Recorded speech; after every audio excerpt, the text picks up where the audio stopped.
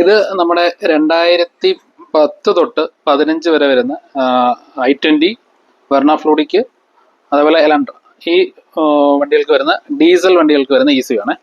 ഇതിൻ്റെ ഒരു കോമൺ ആയിട്ട് വരുന്നൊരു പ്രശ്നം, നമ്മൾ ഏതെങ്കിലും ഒരു ഇഞ്ചക്ടറിന് സപ്ലൈ ഇല്ലാതെ വരുന്നൊരു പ്രശ്നം വരാറുണ്ട്. അതൊരു കോമൺ ഫോൾട്ടാണ്.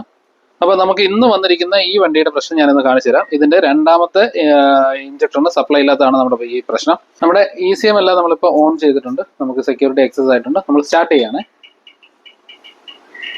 സ്റ്റാർട്ട് ചെയ്യുമ്പോൾ കാണാം ഒന്നാമത്തെ ഇഞ്ചക്ടർ വർക്കിംഗ് ആണ്, 2 നമുക്ക് വർക്കിംഗ് അല്ല, 3 വർക്കിംഗ് ആണ്, 4 വർക്കിംഗ് ആണ്.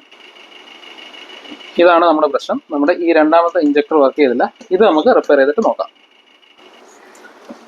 അങ്ങനെ നമ്മുടെ ECM വന്നിട്ട് റെഡി ആയിട്ടുണ്ട്. ഞാൻ കാണിച്ചു തരാം. അപ്പോൾ നമ്മളിപ്പോൾ സ്റ്റാർട്ട് ചെയ്യണം. നമുക്ക് രണ്ടാമത്തെ ഇഞ്ചക്ടർ ആയിരുന്നു വർക്ക് ചെയ്യാതിരുന്നത്. ഇപ്പം നമുക്ക് 1, 2, 3, 4 ഇഞ്ചക്ടറും നമുക്ക് പ്രോപ്പറായിട്ട് വർക്കിംഗ് ആയിട്ടുണ്ട്. രണ്ടാമത്തെ ഇഞ്ചക്ടറും പ്രോപ്പറായിട്ട് നമുക്ക് വർക്കിംഗ് ആയിട്ടുണ്ട്. അപ്പോൾ നമ്മുടെ ഇന്നത്തെ വീഡിയോ ഇഷ്ടപ്പെട്ടാൽ ലൈക്ക് ചെയ്യുക. Thank you for watching.